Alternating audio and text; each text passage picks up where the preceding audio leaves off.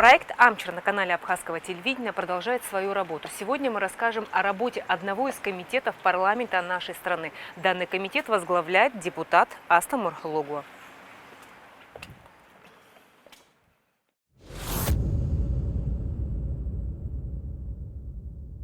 Здравствуйте, Астамур. Спасибо, что нашли время для Абхазского телевидения.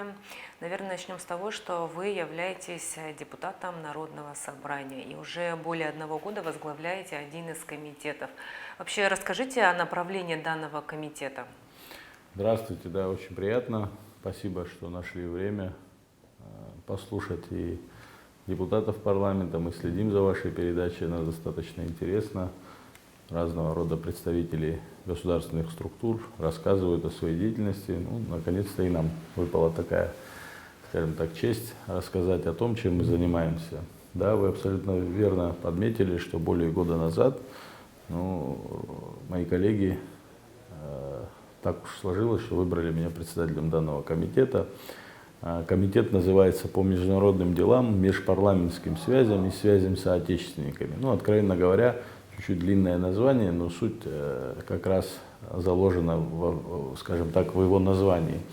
Мы активно занимаемся тем, чтобы достойно представить свою республику на международном уровне. Безусловно, со своей стороны пытаемся продвинуть статус, имидж нашей страны, пытаемся найти новые контакты, новых друзей для Абхазии, которые готовы будут смотреть, скажем так, реальности в глаза, что Абхазия состоялась как государство, что мы независимые, признанные, к сожалению, пока не большинством стран в мире, однако есть страны, которые нас признали, и самое главное, конечно, это признание от Российской Федерации, это первое признание, которое получила страна. И мы пытаемся расширить круг, скажем так, стран, которые будут признавать реальность и, наконец-то, устанавливать официальные дипломатические отношения с Абхазией. Тут же надо отметить, конечно, особую роль абхазской диаспоры по всему миру.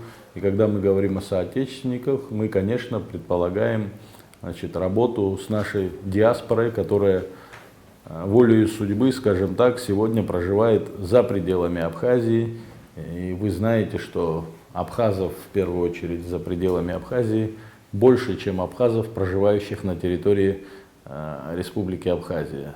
Но и это не должно нас смущать, мы должны и в этом находить преимущество для становления и развития нашего государства, потому как наши люди, наши граждане, наши братья, которые живут в разных странах, они всегда везде были заметны, всегда играли ключевую роль в становлении многих государств, в которых они сегодня проживают. Таких, как, например, Египет, Сирия, Турция, в прошлом Османская империя. Абхазы принимали активнейшее участие в становлении этих государств, и потому к ним особое отношение. А если учесть еще и фактор наших братьев-адыгов, черкесов, то это все для нас большое подспорье. И мы активно работаем в этом направлении. И я глубоко убежден, что не за горами тот день, когда многие страны, признав сложившуюся реальность, признав право абхазского народа на суверенитет и государственность свою, восстановленную, подчеркну, государственность, не какую-то новую, а именно восстановленную государственность, признают и установят с нами официальные дипломатические межгосударственные отношения. И я очень надеюсь, что и знаю, что в этом активно принимает участие абхазская диаспора, проживающая по всему миру, как в России, так и за рубежом. И мы надеемся, что результаты придут очень скоро. Можете поделиться, наверное, какими-то все-таки успехами, достижениями именно комитетской работы, именно этого созыва? Наверное, немножко некрасиво говорить о каких-то достижениях, так как мы сами этим занимаемся и хвастаться, скажем, чем-то. Однако есть, например, вещи, которыми, скажем так, мы гордимся, потому как вышли на какие-то новые уровни, и даст Бог, результат этой работы будет в ближайшее время всем известен, и думаю, что граждане положительно воспримут эту работу. Но то, что я, например, могу рассказать, продвигая, скажем так, наши межпарламентские, да, отношения мы создавали здесь при парламенте, при комитете в канун 30 сентября юбилейного 25-летия, значит, такое общественное движение, как Лига друзей Абхазии. Нам удалось с нашими партнерами, с Государственной Думой Российской Федерации, с комитетом по СНГ, скажем так, возглавляемым Леонидом Ивановичем Калашником и его коллегами, добрыми друзьями Абхазии, выстроить очень ровные, не то что дружественные, скажем так, отношения, где очень высокий уровень доверия друг к другу, где они поддержали такого рода идею.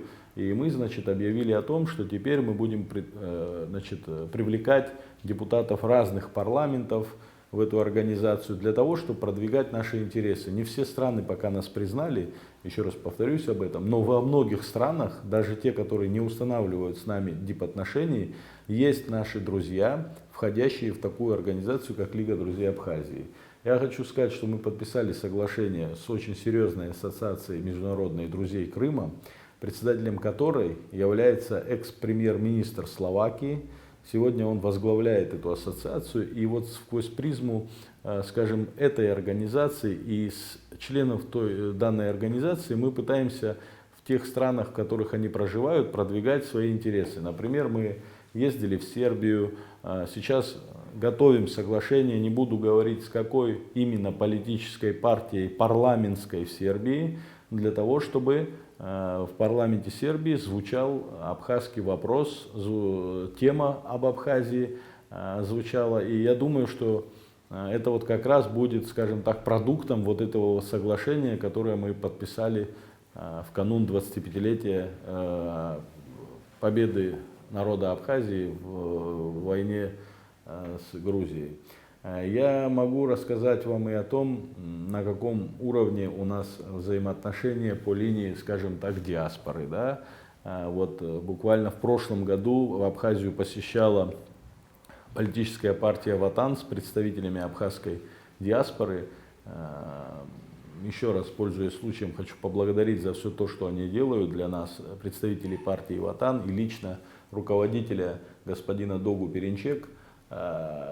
Да, к сожалению, не все, скажем так, понимают турецкий язык и не знают, какую роль играет данный господин и его позиция в Турции. А я слежу за этим, и буквально каждую неделю, выходя в эфир, если становится вопрос об государстве Абхазии, если кто-то себе позволяет из, скажем так, экспертов нехорошо настроенных, да, по отношению к Абхазии позволить что-то лишнее. Ну, например, приведу очень характерный такой пример. Один из турецких экспертов сказал, что Абхазия и Южная Осетия — это карикатурные государства. На что Догу Перенчек ему ответил, что я бы пресек, во-первых, его и сказал, что нельзя так разговаривать о народе, говорить, о стране, которую завоевали героическим путем, отвоевали, точнее, право на свободу героическим путем ценой тысячи жизней молодых ребят. Это первое. И второе, в Турции тоже есть, скажем так, у Турции интерес в республике Северный Кипр, которая тоже не признана мировым сообществом, да, где проживает огромная турецкая диаспора. И они тоже стремятся к реализации своего права на государство и на самоопределение. И он сказал такую вещь: тогда не надо говорить о том, что а что тогда Северный Кипр. То есть нельзя быть однобоким, да, видеть здесь одно, а там совершенно не обращать на это внимания. Еще раз повторюсь, мы надеемся, что те контакты, которые мы установили, а мы подписали соглашение партии «Ватан» и Международного комитета нашего о том, что будем, значит, друг другу помогать. И партия «Ватан» сегодня единственная политическая партия в Турции, которая активно, которая продвигает интересы абхазского государства и говорит о том, что Турция должна пойти решительно, сделать решительный шаг и признать независимость Абхазии. За что мы им безмерно благодарны. Я вам хочу сказать, что они хорошо сотрудничают и с нашими стратегическим союзником, с Российской Федерацией, потому мы только рады, если еще Абхазия сможет стать неким мостом во взаимоотношениях двух больших государств, расположенных вокруг нас. Это будет для нас большим подспорьем, успехом. Мы всегда хотим быть именно вот таким мостиком между Турцией, в которой живет огромная наша диаспора, и самым главным нашим союзником и партнером Российской Федерации. Вы проводите огромную работу с диаспорой в Турции. Все-таки там в Турции интересуются нашими новостями. Понятное дело, что сегодня ресурсы позволяют, интернет-ресурсы, абхазское телевидение в интернете, которое транслирует все новости. Но есть языковой барьер. Все-таки как с этим справляться и вообще насколько для них важно то, что происходит в Абхазии и вот получать достоверную информацию из первых уст? Да, конечно, интересуются. Когда я говорю об абхазо-черкесской диаспоре, безусловно, я не хочу эту диаспору разделять. Конечно, мы абхазы, но вы знаете, что самый близкий для нас народ, проживающий на Северном Кавказе, это наши братья-адыги, в Турции их называют всех черкесами. Значит, и для меня это неразделимое, цельное, то есть что-то очень цельное, что близко моему сердцу, моему духу, и думаю, что большинству граждан Республики Абхазия. Потому мы, конечно, отправляли, помните, был период, когда мы отправляли преподавателей абхазского языка. Это очень правильная практика, хорошая практика, надо ее продолжать. Однако не могут преподаватели абхазского языка по всем селам преподавать, ну нет такого у нас ресурса, да, отправить в каждое село, в каждый город Турции, где могли бы изучать молодые, особенно абхазы, свой язык. С этим надо что-то делать, надо продолжать эту работу. Но сегодня у нас появилась еще одна возможность, о которой я вот с удовольствием как-то делился уже в интервью какому-то изданию, но сейчас еще раз поделюсь.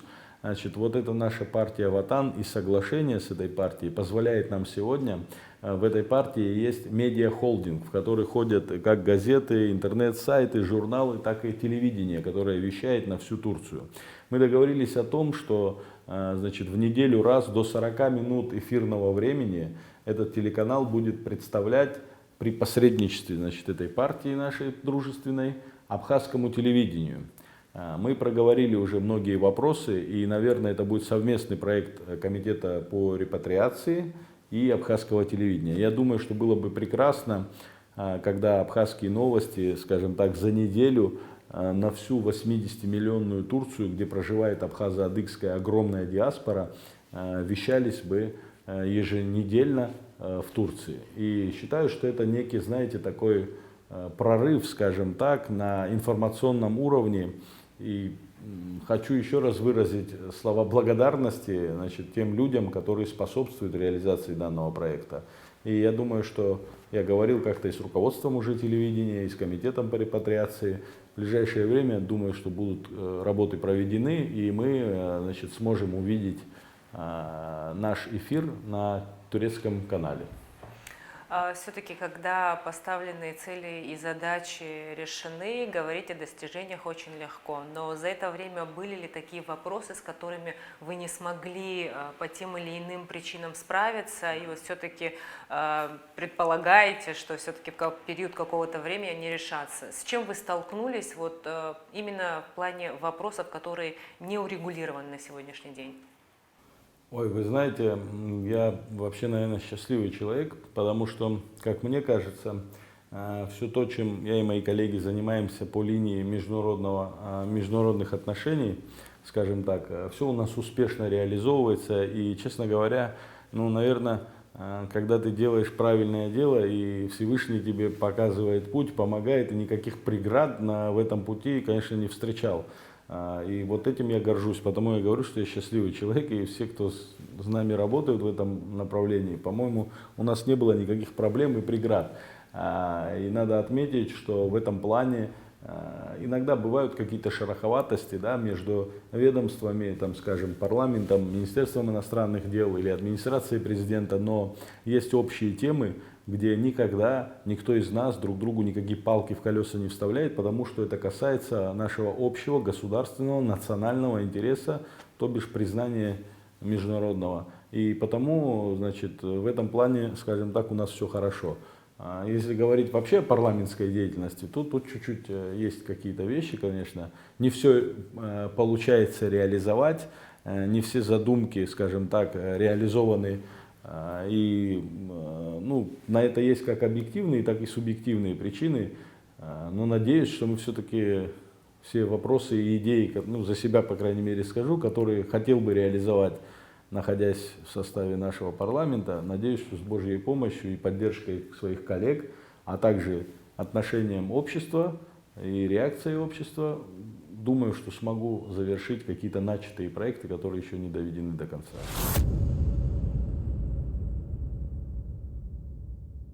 Буквально несколько месяцев назад комитет, который вы возглавляете, направили президенту некий проект концепции. Что он из себя представляет и ведется ли сейчас уже работа в этом направлении? Обратились письменно к президенту страны.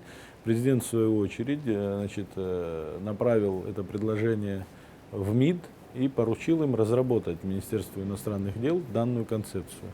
Концепция разработана. Более того, я и мои коллеги, не все, конечно, но принимали участие, там, скажем так, на стадии разработки этой концепции. Какие-то наше видение было туда заложено. И сегодня, буквально не сегодня, в пятницу, администрация президента эту концепцию прислала в парламент для ознакомления. Мною сегодня она была роздана нашим коллегам на заседании. Тем, кто был в парламенте, сегодня вот раздали этот рабочий проект. Если будут еще какие-то предложения, скажем так, по этой работе, да, то их с удовольствием выслушает Министерство иностранных дел и, наверное, примут к сведению. Да.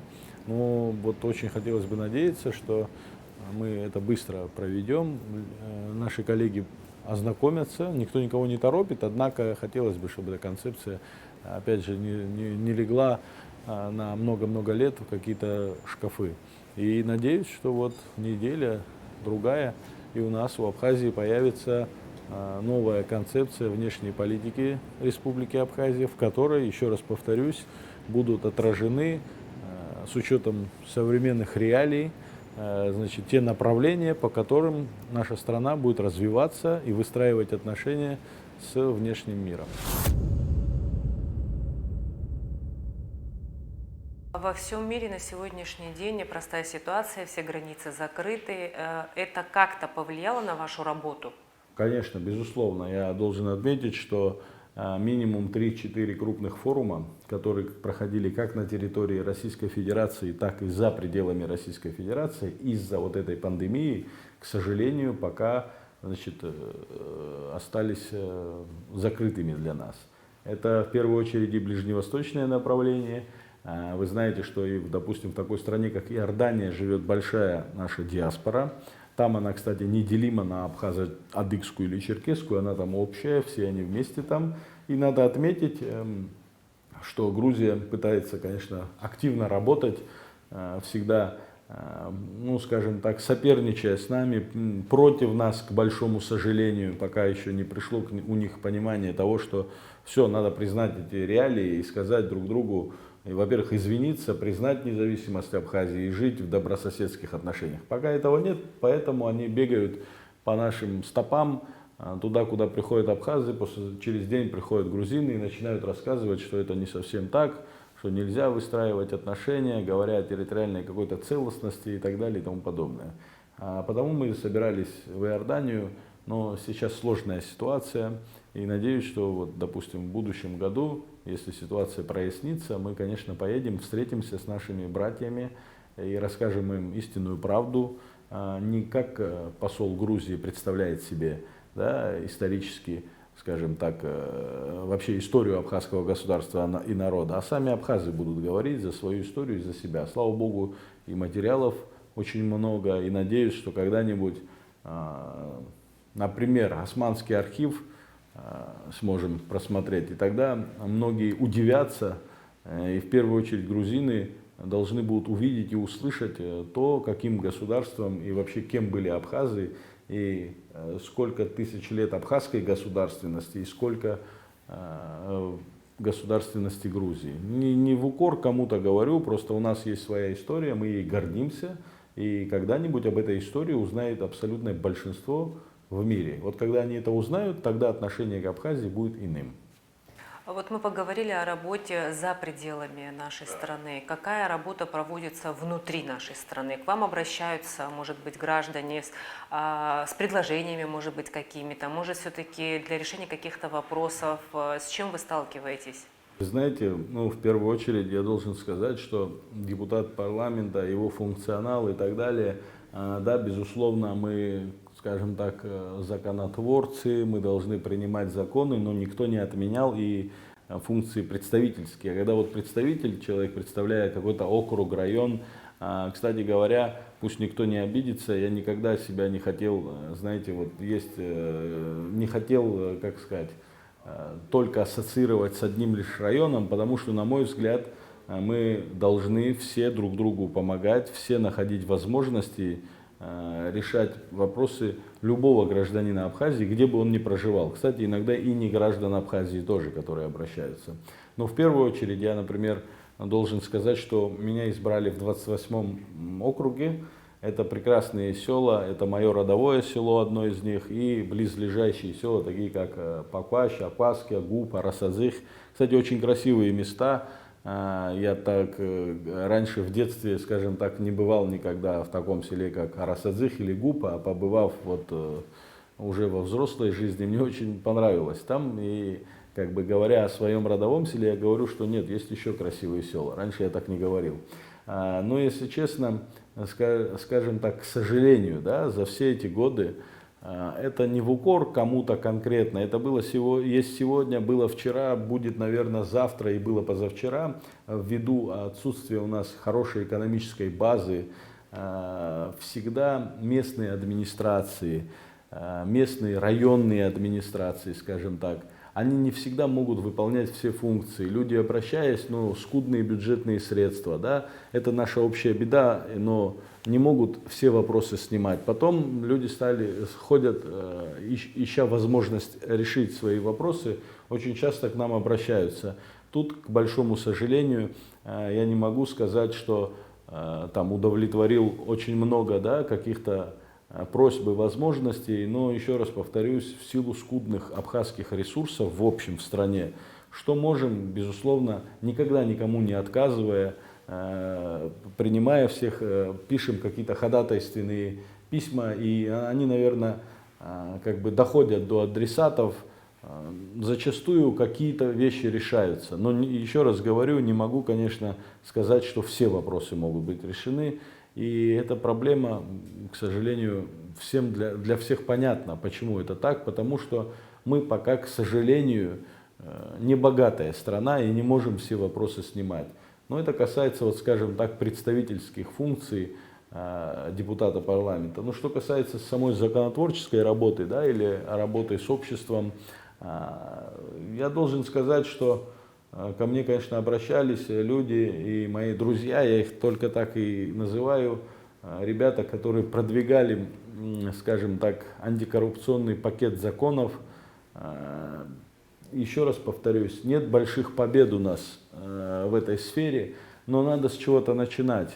И когда есть люди, которые говорят, что это не панацея, я с ними абсолютно согласен. Безусловно, принятие закона о декларировании доходов и расходов чиновников и депутатов, это не может быть панацеей в борьбе с коррупцией. Однако, с точки зрения идеологии, с точки зрения начала этой борьбы, это прекрасный инструмент, который мы, надеюсь, очень надеюсь, что примем. Я уже боюсь называть какие-то даты, потому что один раз мне пришлось уже извиняться в эфире абхазского телевидения, так как, понадеявшись кое на какие, скажем так, обстоятельства, я говорил о дате принятия этого закона, но, к сожалению, он не был принят. Потом он был принят, вы знаете, привязка была к закону о государственной службе, который, я думаю, что еще очень долго не будет рассмотрен и принят. Почему-то я так думаю. Но сейчас вместе с администрацией президента, с Саидой Рушневной Будба, значит, мы прорабатываем кое-какие конкретные изменения для того, чтобы этот закон мог заработать отдельно, без привязки к закону о госслужбе. Еще раз повторюсь, ребята проделали огромную работу. Вы знаете, так уж если откровенно говорить, Ну, нельзя такой вопрос обсуждать с пятого в шестой, там, с шестого в седьмой созыв парламента. Это неправильно. И я надеюсь, что мы этот вопрос закроем в ближайшее время. А те ребята, которые вот столько терпения имея, да, столько лет, начиная с прошлого созыва, с начала прошлого созыва, то есть это 5 лет плюс 2-3 года нынешнего созыва, этим занимаются. Цены им нет, откровенно говоря, и молодцы. Пусть иногда, да, подходы, скажем так, резкие какие-то выпады и так далее могут кем-то восприниматься не очень хорошо, но идея их правильная, а за правильную идею надо идти до конца. И в этом плане всегда говорил и буду говорить, что буду поддерживать такие инициативы. Надеюсь, что поддержат и мои коллеги в общем, и мы этот вопрос снимем. Есть еще другой вопрос, я считаю, что он тоже очень важен. Значит, в прошлом еще, не в прошлом, то есть прошлый президент Рауль Джункович Хаджимба присылал в парламент Абхазии проект закона о противодействии организованной преступности. И он тоже находится в стенах абхазского парламента. Действующий президент не раз говорил, Аслан Георгиевич, что надо принимать такой закон. И вы знаете, я надеюсь, что мы этот закон все-таки рассмотрим и примем. Конечно, любой закон обсуждаем. Нету никакого идеального закона. Вполне возможно, что какие-то поправки должны будут в него вноситься. Однако, когда я говорю об идеологии, и этот закон называется, ну, с моей точки зрения, абсолютно точно идеологическим законом. Таким же, как и декларация о доходах и расходах чиновников и депутатов. Потому что мы должны, приучить наше общество, воспитать наших детей в том духе, что надо жить честно, надо жить чисто, как, скажем так, если говорить о чиновничьей работе, если кто-то готовится, это касается вот этого закона о декларировании, так и, скажем так, общество в целом. Ребенок должен расти и должен стремиться стать достойным членом абхазского общества, который будет приносить пользу для своей страны, для развития своей страны. У него должны быть правильные ориентиры, не более того. Никто не хочет, чтобы мы, знаете, говорят, вот вы хотите всех попересажать этим законом и так далее. Дело не в этом, друзья. Во всем мире всегда была, значит, власть, всегда была, в обществе были какие-то криминальные элементы, они существуют, и это как-то параллельно живет в мире везде. Но есть какие-то границы. У нас, к сожалению, эти границы, на мой взгляд, немножечко стерлись в силу обстоятельств, поствоенной ситуации и так далее. Но если мы хотим, еще раз повторюсь, воспитать хорошее поколение, которое поведет нашу страну вперед, мы должны принимать законы идеологического характера. А этот закон идеологического характера. Молодой человек, который растет, у него должны быть правильные ориентиры. Так вот, я за правильные ориентиры, и потому надеюсь, очень надеюсь, что все-таки и этот проект закона будет рассмотрен и принят 6-м созывом абхазского парламента.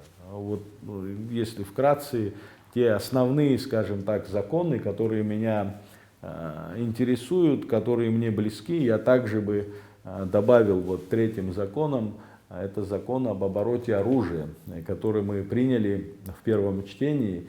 И еще раз повторюсь, ситуация, которая складывается, посмотрите внимательно вокруг нас, сегодня в азербайджанско-армянском конфликте, да, который имеет место быть, насколько война стала технологичной, насколько, значит, все стало по-другому в военных действиях. Почему мы говорим за закон об оружии, почему мы говорим о, значит, резервистах? Потому что, на наш взгляд, каждый резервист должен иметь право, значит, хранить дома оружие. Хранить, не носить, а хранить. Мы говорим о хранении.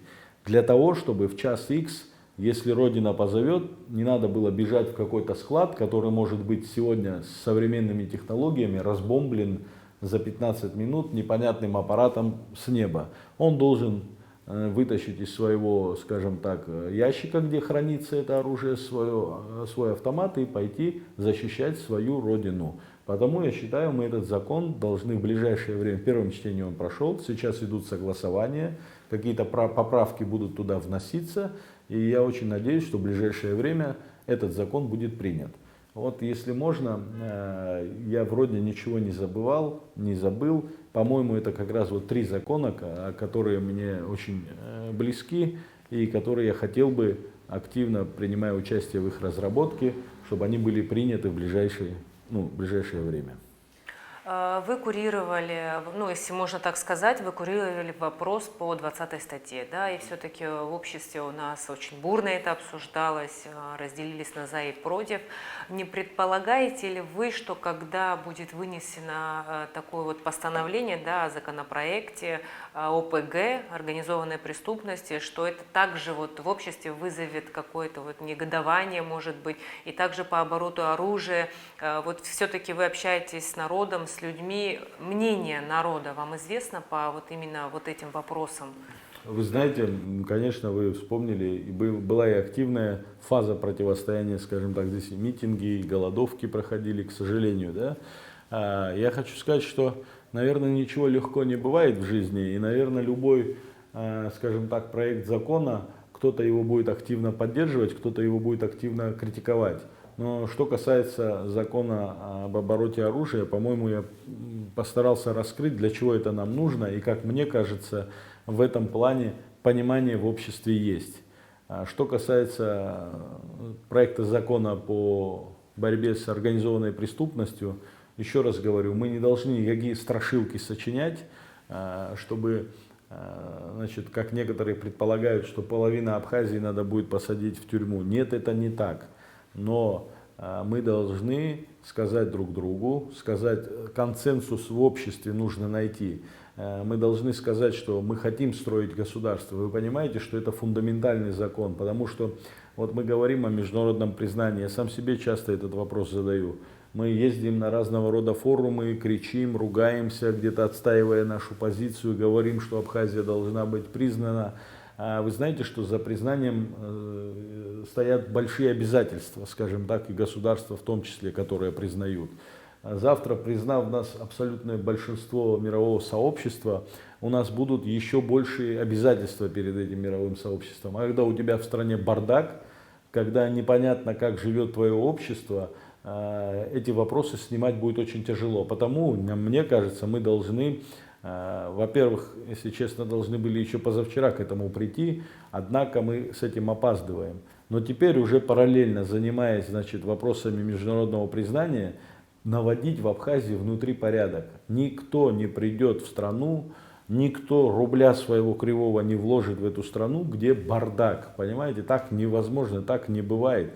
И потому, как мне кажется, консенсус в обществе необходим, а я думаю, что все-таки все это понимают прекрасно, что нужен порядок, что нужна стабильность в стране для того, чтобы она развивалась. Я вам больше скажу, не называя разных имен, это мои друзья мне рассказывают. Вы знаете, что у многих, скажем так, по уличному криминальных авторитетов, например, в семьях, их дети не стремятся повторить путь своих родителей. Их дети одни из лучших студентов в разного рода вузах. Это умные, молодые, современные люди. И я только рад этому, что, значит, вот даже люди, которые выбрали себе путь криминальной жизни, не хотят повторять вот этот же путь для своих детей. Это же о многом говорит, друзья. Потому я считаю, что нормальные, здоровые силы будет найден консенсус, если будут какие-то, значит, острые вопросы, они должны быть отрегулированы в этом проекте закона, и он должен быть принят. Это фундаментальный закон. С точки зрения идеологии он нам необходим для того, чтобы мы построили нормальную страну и здоровое общество.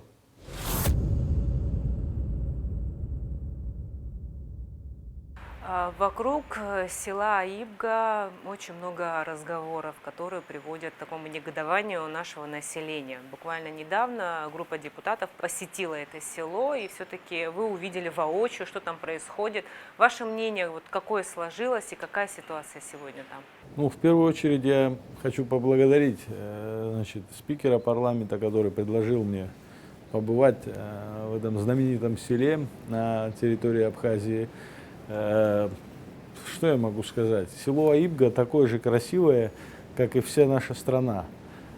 Мне очень там понравилось. Более того, хочу отметить, что пограничная застава, которая там существует, как и любая, скажем так, застава или любой объект, он немножко в проблемах, в сложной ситуации, да, там что-то было недоделано. Однако я горжусь и горд тем, что сейчас вам скажу, что погранзастава практически реконструирована. И абсолютно новое здание, вот, где будут проживать наши пограничники, вот-вот будет введено в эксплуатацию. Что касается, скажем так, сложности в этом вопросе, я его абсолютно сложным бы не назвал. Вы знаете, есть, скажем так, мы же не уходим в глубину истории, да, нашей страны или нашего царства, и границы древние никакие сейчас не проводим, да, и ни на что не претендуем. Но есть какие-то советские границы, а вот любую карту открыв, вы увидите, что село Аибга является территорией абхазского государства, являлась Абхазская ССР, а так как после СССР все республики, все страны вышли в границах, вот так мы и выходим оттуда, и это является уж точно территория Абхазии, и никакого спора по этому поводу быть не должно. Если кто-то отдельно хочет об этом дискутировать, конечно, он может дискутировать. И у нас есть комиссия, но, к сожалению, по-моему, она приостановлена была. Я думаю, я слышу, что в ближайшее, наверное, время опять работа этой комиссии возобновится. Но я хочу сказать, что мы со своими союзниками, мы со своими братьями и союзниками в Российской Федерации, думаю, что все сложные моменты снимем и проведем демаркацию так, как положено. И вообще я горжусь, честно говоря, мы все, вы знаете, с каким уважением глубоким относимся к лидеру современной России, к Владимиру Владимировичу Путину, да, эту политику, которую он проводит как по Абхазии, так и вообще в мире в целом.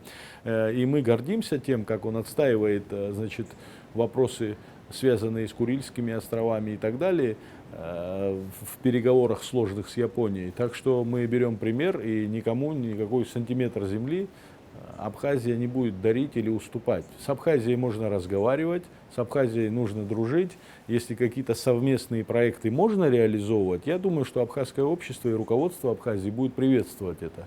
Но у Абхазии отнять ничего не получится. Кое-кто хотел что-то отнять, но сегодня мы независимы. 92-3 год вспомним. Я думаю, что не стоит этим заниматься, не стоит из-за каких-то коммерческих интересов, а если они есть, да, допустим, предполагаю, что они могут быть, коммерческие интересы, значит, ставить под угрозу отношения между странами, государствами и вообще людьми. И не надо на этом играть, не надо придумывать разного рода, сочинять истории. Как бы историю-то пишут люди, но еще раз повторюсь, мы ни на что не претендуем, на чужое. Мы всего лишь хотим говорить о своей территории, ни больше, ни меньше. Сегодня мы не можем считаться со сложившейся ситуацией во всем мире. Это нестабильность, кризис, но если говорить так, мечтать никто не запрещает. Как вы видите все-таки в идеале развития Абхазии со своими диаспорами? Вы знаете, я еще раз повторюсь, сложно поверить, вот откровенно буду говорить, сложно поверить в то, что в какой-то ближайшей перспективе большая часть народа Абхазии, проживающий за территорией Абхазии, сможет переехать, вернуться в Абхазию. К сожалению, у нас не те условия. К сожалению, люди, которые более 100 лет проживают на разных территориях, они уже укоренились, они уже, знаете, я не хочу сказать, что по-другому к нам относятся, но и, скажем так, для некоторых и Российская Федерация, и Турция, и Сирия, и Ливия, то есть и Ливан, где проживают абхазы, они считают, что это их родина. И это нормальное их право людей. Но мы должны использовать этот ресурс. Те, кто хочет к нам вернуться, мы должны с распростертыми объятиями их встретить. И не только купить квартиру. Не в этом весь вопрос. Вопрос в том, чтобы они могли, значит, с нами вместе влиться в нашу жизнь и стать полноценными представителями нашего общества, чтобы они жили здесь так же, как живем мы, чтобы они не делились. Я, например, против вот этих вот, знаете, анклавных вещей, где строятся отдельно дома, в которых проживают только репатрианты. Нет, я хотел бы наоборот иметь своих соседей, добрых моих братьев-репатриантов вокруг себя, их видеть, жить с ними рядом, чтобы они были каждый день моими гостями у меня дома. Вот чего я хочу, чтобы, значит, они жили в нашем обществе, а не анклавом. Это что касается тех, кто приедет. Но большая часть-то не вернется сюда. Я, по-моему, постарался объяснить почему. Но этот ресурс не то, что мы должны использовать, они должны нам помогать, они это и делают. Они нам помогают во всех наших вопросах. Вы посмотрите, какая неоценимая помощь была оказана вот буквально пару недель назад представителями абхазской диаспоры в Турции. Значит, был гуманитарный груз сформирован на 300 тысяч долларов медицинских препаратов, защитных костюмов и так далее. Все то, чего сегодня нам не хватает в стране, нам наша диаспора помогла.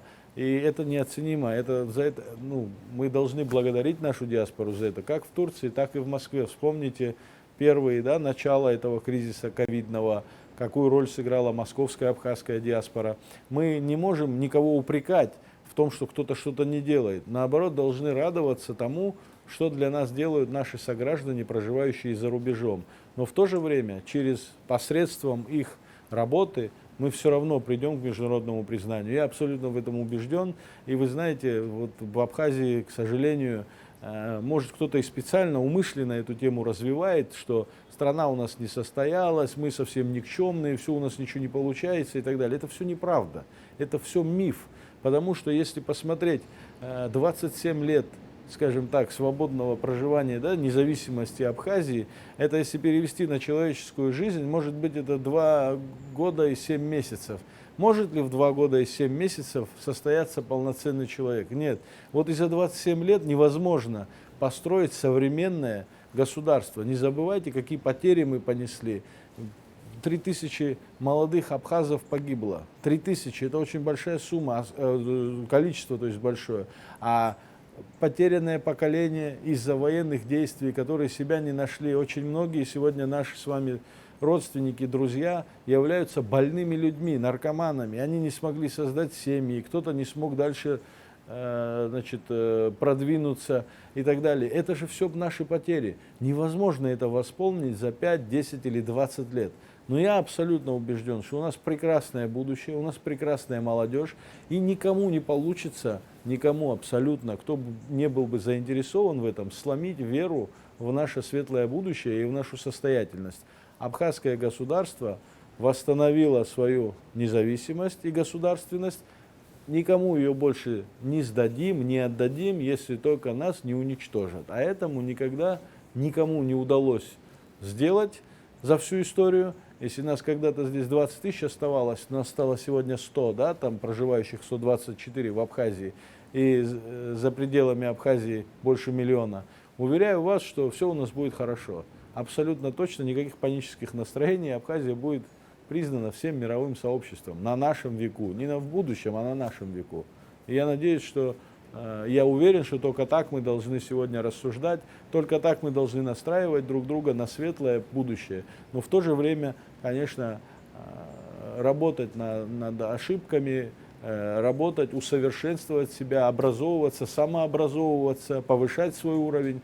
Вот таким образом мы можем построить хорошее государство и сохранить себя на белом свете, скажем так.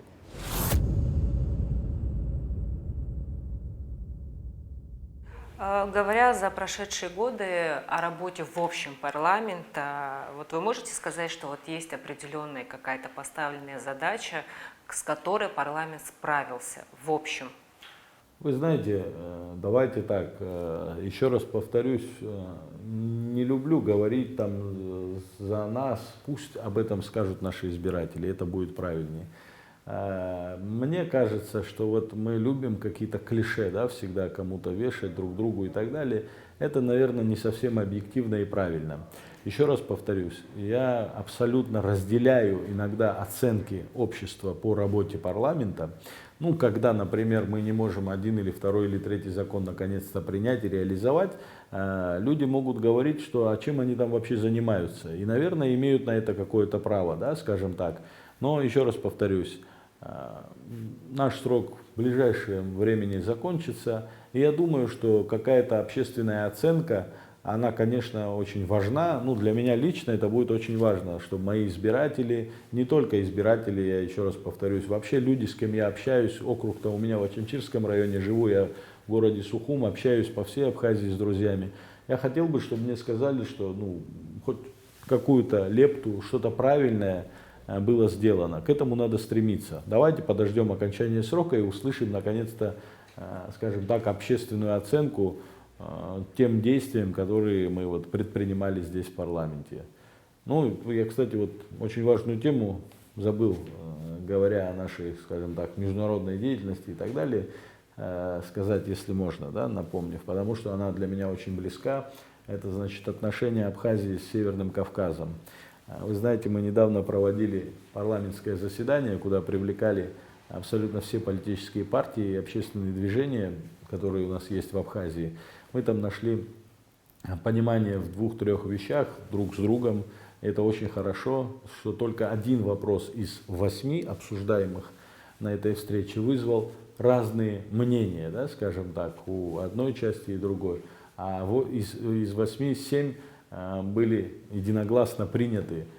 И это говорит о том, что консенсус абсолютно возможен. Надо больше разговаривать, надо больше честно друг другу, смотря в глаза, говорить о проблемах, о способах их решения, о планах на будущее. Только так. И я еще раз повторюсь, нет в Абхазии врагов, которые хотят Абхазию куда-то туда повести. Что в оппозиции, что в действующей власти, что в парламенте, таких людей нет и быть не может. И одним из вопросов этого совещания была, значит, тема, скажем так, возвращения Абхазии на Северный Кавказ. К большому сожалению, знаете, вспоминая 92-93 год, мне было там 87-го года, что мне 5-6 лет было на тот момент. Например, я хорошо помню какие-то совсем отрывки, да, из войны. Это блокадный Тпарчал, это Гудаута, в которую переезжали люди с Восточной Абхазии. Кто потом куда-то смог дальше поехать. Ну вот так сложилось, что я был в Карачаево-Черкесии, на родине у своей мамы.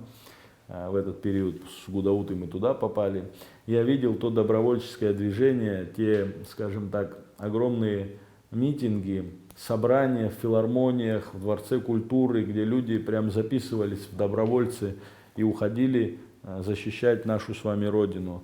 Наверное, это какой-то отпечаток тоже, да, оставило у меня. И в силу еще, может быть, хотя не хочу думать, что это из-за крови моей, наполовину северокавказской, я об этом не хочу так думать. Я считаю, что каждый абхаз должен, размышляя, говорить о том, что и думать о своих братьях. Но, к сожалению, мы ушли немножко с Северного Кавказа. Вы помните прекрасный период времен Владислава Григорьевича, когда на Северном Кавказе были абхазские представительства практически в каждой республике. Сегодня, к сожалению, этого нет. У нас нет ни одного абхазского представительства на Северном Кавказе. А вы знаете, вот у меня здесь один из документов лежит, возвращаясь к политике Грузии, что у Грузии есть стратегия развития отношений с Северным Кавказом.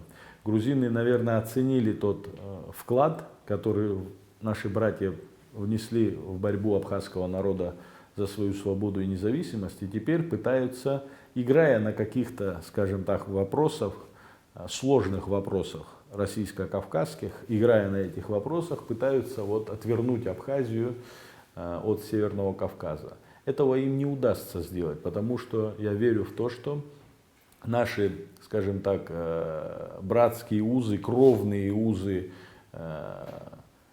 их невозможно разрушить, спекулируя на каких-то сложных темах. Однако это не значит, что нам надо сидеть, не обращая ни на что внимания, не проводить работу. В чем заключается работа? На этом же собрании, которое было в парламенте, мы договорились о том, что предложим президенту, это предложение было сделано, отправлено, создать на территории Северного Кавказа, например, хотя бы начать с одной республики, на выбор либо генеральное консульство, может быть это сложный достаточно процесс формирования и так далее, либо институт полномочного представителя президента республики на Северном Кавказе. И я предлагал, например, столицей город Нальчик, потому что это Кабардино-Балкария, потому что это единственная, кстати, республика, в которой есть площадь Абхазии, и на ней я часто бывал. И потому мне кажется, что эти вопросы должны быть решены. Мы ждем ответа. Ну вот, я знаю, что президент поручил в администрации продумать, как это сделать. Мы найдем на это и средства, которые надо будет заложить в бюджет для того, чтобы этот проект реализовать. Это очень важно. Нет ближе народа для абхазов, чем адыги. Я потому что абазин причисляю к одному народу, потому не говорю абазины. Абазины и абхазы один народ, адыги наши родные братья, которых мы всегда будем поддерживать и всегда должны и дальше развивать наши взаимоотношения.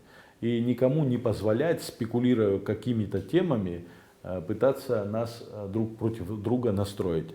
К сожалению, хочу сказать, что и в Турции были какие-то недопонимания. Но я очень надеюсь, что и эти недопонимания будут сняты. По крайней мере, бывая в Турецкой республике, я всегда с удовольствием большим встречаюсь как с адыгской диаспорой, так и с абхазской. И всегда говорю о том, что мы одно целое, мы должны быть одним целым, и мы должны, соответственно, внутри в Абхазии относиться к нашим братьям именно таким образом, никак иначе. К сожалению, не всегда мы ведем себя правильно. Это вот, если говорить откровенно. Но это все исправим, уверяю вас. Ну, все мы прекрасно знаем, что есть некие силы, которые пытаются внести раскол в абхазском обществе, внести раскол между Абхазией и Северным Кавказом. Насколько информация такая достоверна, что все-таки мир между Абхазией и Северным Кавказом пошатнулся? Конечно, есть заинтересованные силы. Кто бы, вот одну из этих сил я называл Грузию, хотя там, может, не сама Грузия, Грузии тоже это нужно, однако там корни еще дальше идут, да, чтобы расшатать Северный Кавказ Российской Федерации там, и так далее. Вот вам заинтересованные в этом люди. Но мы должны противопоставить этой заинтересованности, вы знаете, не наигранную какую-то там работу. Да какая наигранность, если мы родные братья? Просто мы должны чаще видеться, чаще проводить разного рода мероприятия и объяснять нашим согражданам, что ближе них у нас никого нет. Пусть никто не ошибается. Никого в мире ближе адыгов для абхазов нету. И это аксиома, скажем так, другого не дано. Но надо соответственную идеологическую работу проводить на территории Абхазии, рассказывая это нашим молодым ребятам, будущим поколениям.